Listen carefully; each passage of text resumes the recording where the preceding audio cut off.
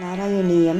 ಅಧ್ಯಾಯ 48 ಯಮನಾರ್ಜುನ ಭಂಜನ ವರ್ಣನಂ ವಂಶಸ್ಥಂ ಮುದಾಸುರೌಘೈಸ್ತ್ವಮುದಾರ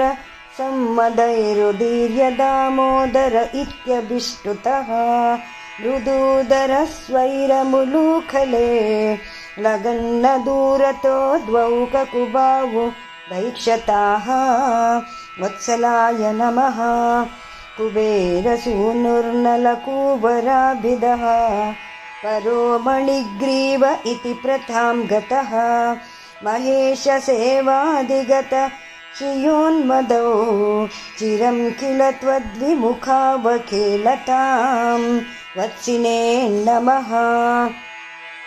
ಸುರಾಪಗಾಯಾಂ ಕಿಲ ತೌ ಮದೋತ್ಕಟೌ ಸುರಾಪಗಾಯದ್ಬಹುಯೌವತಾವೃತೌ ವಿವಾಸಸೌ ಕೇಲಿಪರೌ ಸ ನಾರದೋ ಭವತ್ಪದೈಕಪ್ರವಣೋ ನಿರೈಕ್ಷತ ರತ್ನಗರ್ಭಾಯ ನಮಃ ಧಿಯಾ ಪ್ರಿಯಾ ಲೋಕಮುಪಾತ್ತವಾಸಸಂ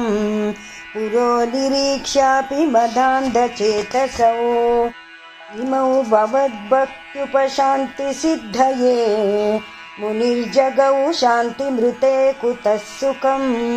ಧನೇಶ್ವರಾಯ ನಮಃ ಯುವಾಮವಾಪ್ತೌ ಕಕುಬಾತ್ಮತಾಂ ಚಿರಂ ಹರಿಂ ನಿರೀಕ್ಷ್ಯಾಥ ಪದಂ ಸ್ವಮಾಪ್ನುತಂ ಇತೀರಿತೌ ತೌ ಭವದೀಕ್ಷಣಸ್ಪೃಹಾಂ ಗತೌ ರಜಾಂತೆ ಕಕುಭೌ ಬಭೂವತುಃ ಧರ್ಮಗುಪೇ ನಮಃ ಅತಂದ್ರಮಿಂದ್ರದೃಯುಗಂ ತಥಾವಿಧಂ ಸಮೇಯುಷಾ ಮಂಥರಗಾಮಿನಾ ತ್ವಯಾ ತಿರಾಯಿತೋ ಲೂಖಲರೋದನಿರ್ಧೃತೌ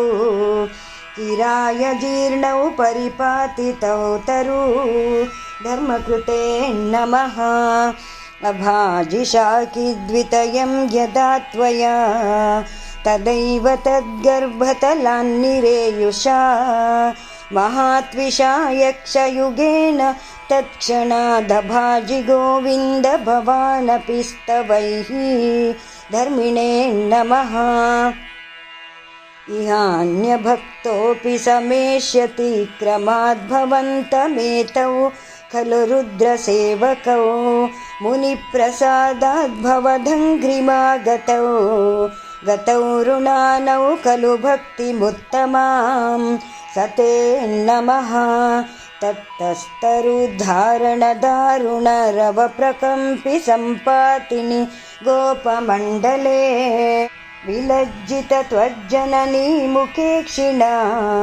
ವ್ಯಮೋಕ್ಷಿನಂದೇನ ಭವಾನ್ ವಿಮೋಕ್ಷದಃ ಅಸತೆ ನಮಃ ಮಹೀರುಹೋರ್ಮಧ್ಯಗತೋ ಬತಾರ್ಭಕೋ